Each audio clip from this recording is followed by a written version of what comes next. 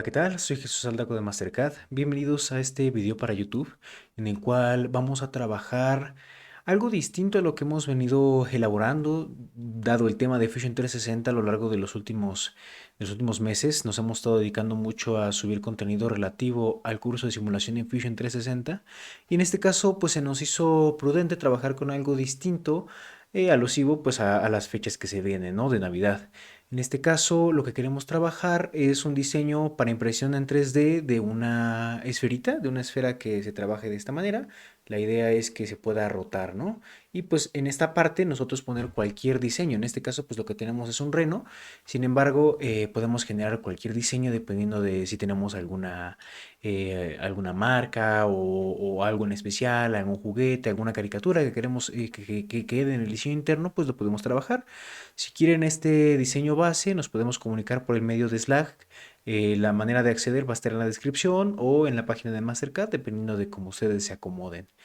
Explicando un poquito de cómo se trabajó este diseño, obviamente teniendo en cuenta las posibilidades de tolerancia de nuestra impresora 3D, pues vamos a tener que modificar el diseño, ¿no? En este caso, la impresora con la que contamos, pues tiene encontramos que con este gap de punto 6 pues podemos trabajarlo de manera que no se una. Intentamos con un gap de punto 4 y no se trabajó. Digo, la impresora es realmente sencilla, entonces en impresoras un poquito más potentes y muchísimo mejor afinadas, pues probablemente podamos tener ahí una tolerancia muchísimo menor. Y en este caso, pues tenemos todo trabajado por medio de lo que serían algunos parámetros. Tenemos el gap y el grosor, que sería pues la extrusión del plano principal hasta esta parte superior, ¿no? Digo, explicando un poquito cómo se desarrolló esta pieza base, digamos, tenemos la extrusión de las primeras dos circunferencias con este hoyito para colgar la esferita y posteriormente se hicieron las revoluciones y nosotros ahorita lo jalamos hasta acá y hacemos un análisis de sección rápido, pues podemos ver que la manera en la que se trabaja el giro, digámoslo así, sería...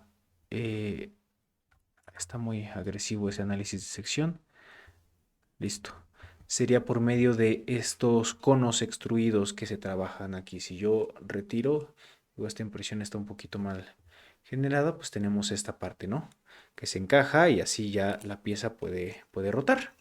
Entonces, en este caso, pues ese sería el análisis de sección. Si ahorita yo lo cancelo, pues no se va a guardar. Y continuando con la revisión de la manera en la que se modeló la pieza, pues tenemos esa parte, ¿no? Se genera esa revolución. Posteriormente se genera una operación de mirror para tener la parte abajo. Ahorita lo que se hizo fue el corte en la circunferencia exterior, digámosle. Y posteriormente con un offset de 0.2 milímetros, me parece, generamos este conito que ahora con ese offset, ahora lo que se va a trabajar, pues serían los conitos en el aro interno, llamémosle. Posteriormente genera el de arriba, pues se hace el mirror para el de abajo y ahora sí podemos continuar con la elaboración de nuestro producto. En este caso, pues es algo bastante sencillo, ¿no? Vamos a generar el logo de Mastercard. Entonces aquí lo que vamos a hacer es trabajar con el logo de Mastercard el completo. Lo insertamos en este plano y con ayuda de esta herramienta, pues lo vamos a acomodar más o menos donde lo queremos, ¿no? Igual, dependiendo de la idea que tengan ustedes de diseño, nosotros lo que vamos a generar es un rectángulo de centro, que no sé por qué no me lo... Ah, porque no me aparecen las herramientas de Sketch todavía. ¿Listo? Con este rectángulo de centro yo lo que puedo hacer es hacer un corte para que el logo de Mastercard realmente esté flotando en el corte. Si yo hago esta extrusión, digo, ahorita no estoy haciendo un diseño paramétrico muy excesivo, entonces lo voy a dejar simplemente así y en vez de que lo corte, le voy a pedir que lo junte. Vamos a pedirlo que sea una distancia entera de 5 milímetros, que sería pues el espesor, ¿no? Evidentemente aquí, a partir de ahora, pues vamos a generar el corte. En este caso hay varias maneras de desarrollarlo. Si por ejemplo tenemos una geometría o una silueta más compleja, pues podemos siempre trabajarlo con un spline, siempre recordando que entre más splines le vamos a requerir más capacidad de cómputo a nuestro equipo, entonces es algo que tenemos que tener en consideración. Entonces ahorita por facilidad lo voy a generar en el plano exterior y vamos a hacer uso de la herramienta de texto. Si yo tuviera exactamente la fuente con la cual se desarrolló el logo de Mastercard, pues la podría utilizar. Sin embargo, ahorita vamos a hacer un aproximado, ¿no? Aquí escribiríamos lo que deseemos. En este caso, pues voy a dejar este tipo de letra que me parece que se parece bastante. Y aquí, por ejemplo, si yo quisiera centrar un poco más, porque vemos que está muy cargado hacia la derecha, pues apago este sketch y lo modifico un poco para que quede un poquito más centrado. Si yo ahora lo prendo, veríamos que pues está bastante bien. Ahí ya depende de cada quien y de su gusto. Obviamente lo podemos parametrizar. Sin embargo, en este caso, por facilidad lo vamos a dejar de esta manera. Ahora generamos una extrusión, apagamos el sketch para poder generar la selección de ese perfil. Y esa extrusión la vamos a jalar hasta acá.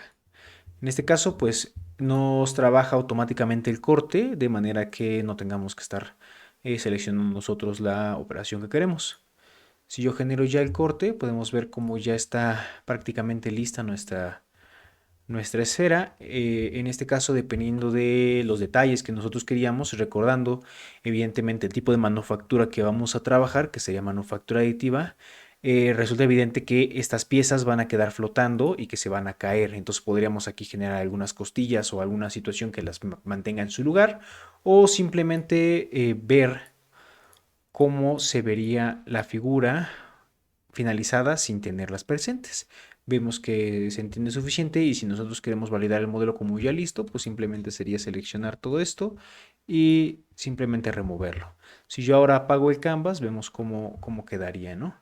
Previamente, si queremos visualizar cómo quedaría ya terminada nuestra figura, pues podríamos ir a el área de renderizado, seleccionar cualquiera de los materiales con los que trabajaríamos. En este caso, pues evidentemente tendríamos un plástico, dependiendo de la tecnología que estemos utilizando, pues va a ser diferente, ¿no? Es muy común encontrar ABS dentro de las impresoras 3D y aquí, dependiendo del ABS que tengamos de nuestro proveedor, pues podríamos ir editándolo, ¿no?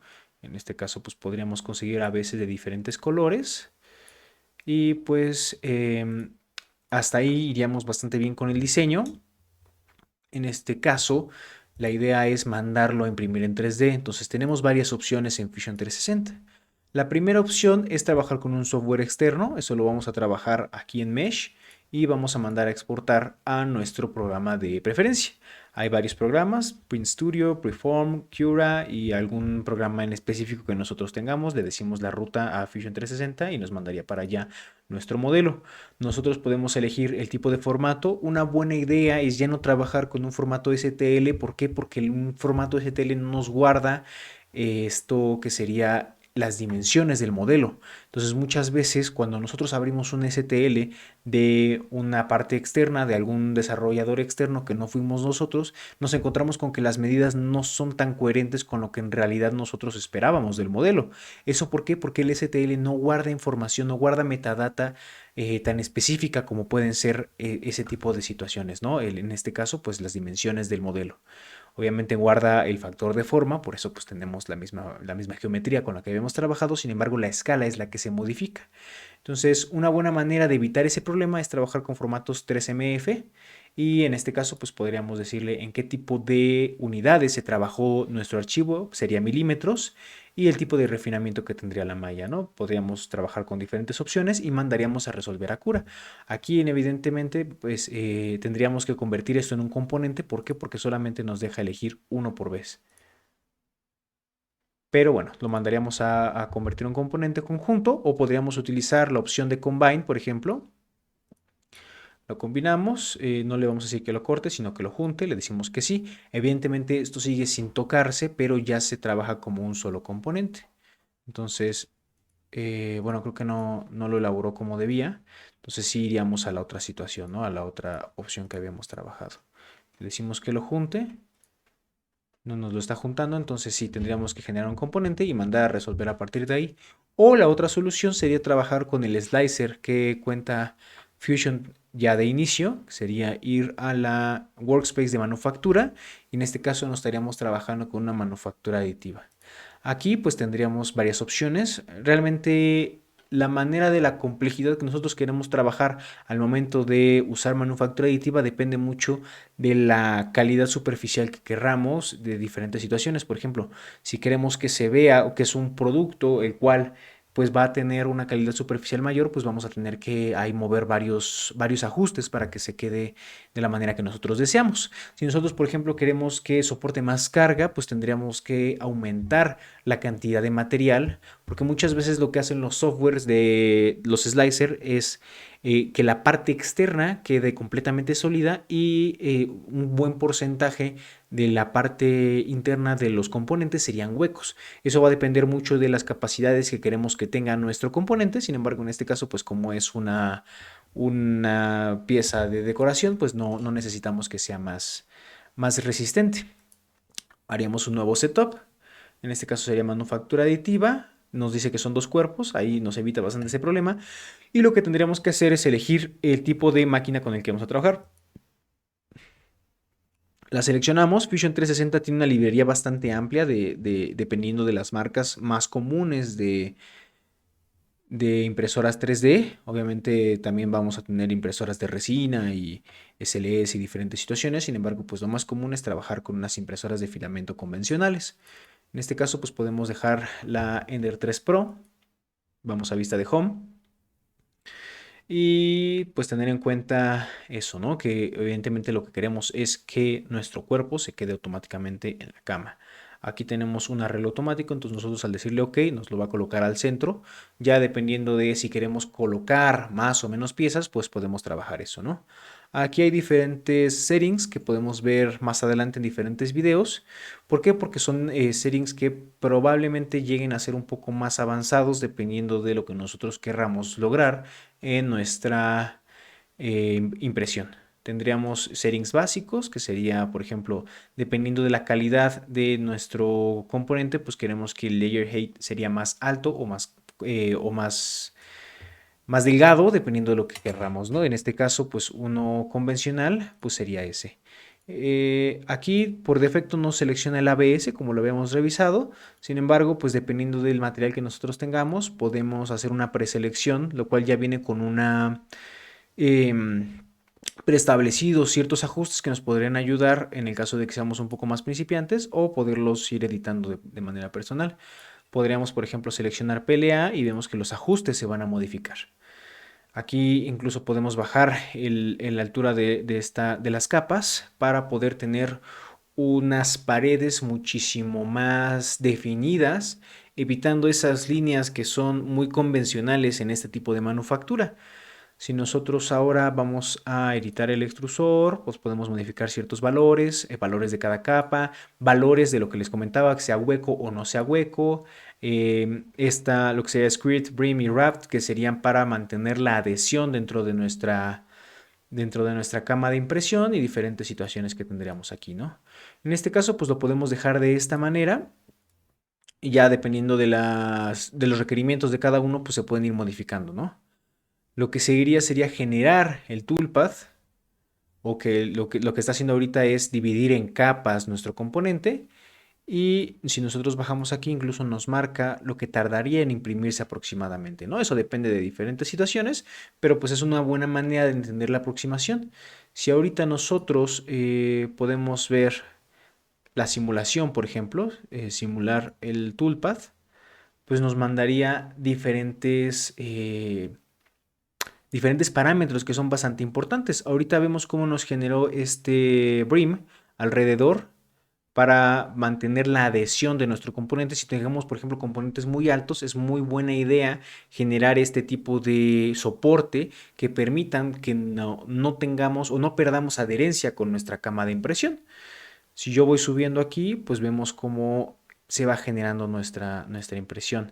Incluso capa por capa, yo puedo pedirle a Fusion que, por ejemplo, me simule cómo estaría el trabajo o cómo se movería lo que sería el extrusor a lo largo de toda esta capa, con diferentes velocidades, ¿no?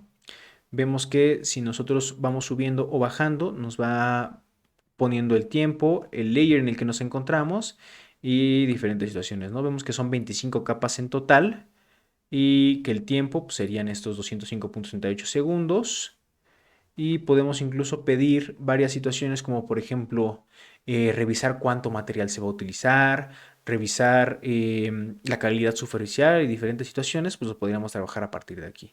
Posteriormente, lo que seguiría en el proceso de la impresión 3D, pues sería guardar el código. Aquí, hablando de máquinas de control numérico, lo normal es que el nombre del programa se guarde con números, me parece que son 7 números. Sin embargo, pues para la impresión 3D, la verdad es que las máquinas son un poco más flexibles porque pues generalmente no se trabaja, por lo menos las impresoras de filamento, de una manera tan recreativa, ¿no? Las CNCs o los tornos CNCs, las fresadoras CNCs, pues, son cosas más industriales, entonces pues tener un control con un nombre de programa numérico pues es muchísimo más sencillo, así tuviéramos diferentes situaciones, ¿no? Podríamos ponerle esfera Mastercad y no tendríamos ningún problema. Nos pide las unidades, nos pide diferentes situaciones, incluso podemos trabajar diferentes, diferentes herramientas. Por ejemplo, esta es muy importante porque muchas veces, como la impresión es muy corta o muy pequeña, digámoslo, dentro del área en la que se está trabajando, podemos llegar a sobrecalentar el plástico al estar trabajando solamente de esa manera localizada, y esta torre de temperatura pues podría generar una torre aparte de tal manera que el plástico vaya, trabaje, genere esa torre mientras se va enfriando, ¿no? La idea es que no se deforme nuestra impresión y que quede exactamente como nosotros la diseñamos. Pueden trabajarse diferentes situaciones, incluso ya si nosotros llegamos a conocer un poco más de código G, podemos trabajar el inicio y el final para ver cómo, por ejemplo, al principio de una impresora se genera una purga del material. Entonces ese tipo de purga nosotros lo podemos trabajar al inicio y al final de nuestro código. Mandaríamos a postprocesar y lo que vamos a tener es un archivo de texto. Ahorita lo guardaría en el escritorio. Y pues por default me lo abre en Visual Studio porque pues es un archivo de texto que Visual Studio me lo detecta como un código, que en efecto sí es un código G. Pues vemos todas estas situaciones. Si tienen alguna duda de código G, de situaciones de este tipo, de algo más específico o cualquier cosa, pues estamos al pendiente por medio del trabajo de Slack o por los comentarios de YouTube. Que tengan buen día.